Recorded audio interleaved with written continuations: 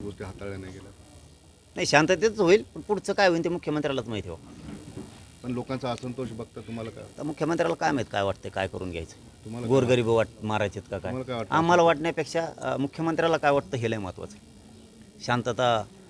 शांततेत लोकांना मागण्या करू द्यायच्या नाही, त्यांच्यावर गुन्हे दाखल करायचे, रस्त्यावर बसले म्हणून गुन्हे दाखल करायचे आणि गोरगरिबांच्या लेकराचे मर्डर करायचे आणि लोक त्यांचे सरकारमध्ये त्यांच्याच चालक त्यांचेच सगळ्या टोळ्या सक्रिय व्हायला लागल्यात आता. मग त्या टोळ्याकडे जनता बघणारच ना शेवटी.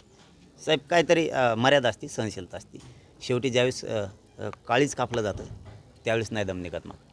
मग आता मुख्यमंत्र्याला काय करायचं आहे ते ठरवते का नुसते बनवा बनवी आहे, दिखावपणा चालला आहे, हेव धरला तेव धरला, तेव्हाची चौकशी सुरू आहे, आम्ही सोडणार नाहीत. मुख्यमंत्री म्हणते सोडणारच नाही. धरलाच नाही सोडित उघडून, धरलाच नाही आणखी सोडायचा काय प्रश्न आहे. कारवाईच कठोर करणार, चौकशी चालू आहे. चौकशी कोणाची चालू आहे? आरोपी धरला नाही, धरल्यावर चौकशी चालू असते बुवा. धरलाच नाही, चौकशी कुठे चालू आहे, कोणाच चालू आहे हे. म्हणजे ही लोकांना ज्यावेळेस शंका येते ना त्यावेळेस अवघड असतं. परंतु आमचे मुख्यमंत्र्यांकडं विनंतीपूर्वक म्हणणं आहे की लोकांच्या अपेक्षा आहेत, तुम्ही न्याय देताल तुम्ही उचलून फेका आणि ज्याचा तेव कार्यकर्ता आहे त्यालाच टाका, मग जाऊ द्या. मग भला मोठा का नेता असा ना देऊ, मग ती पटकून तरी सांगन कुठं आहे म्हणून.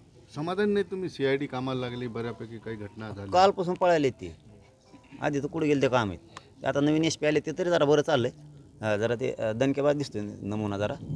ते धरके फेक करताय वाटतं. आता लगेच चौकशी, लगेच वडावडी टंगडे धरूनच उडून आणताय वाटतं. ते जरा जाईन उडून बाहेर काढ. हे असेच पाहिजेत तेव्हा हे बंद होईल. असलेच पाहिजेत, असलेच SP सारखे अधिकारी पाहिजेत. होईल वाटतं लवकर, पण मुख्यमंत्र्यांनी होऊ द्यावं, गरिबाला न्याय मिळू द्यावा मुख्यमंत्र्यांनी.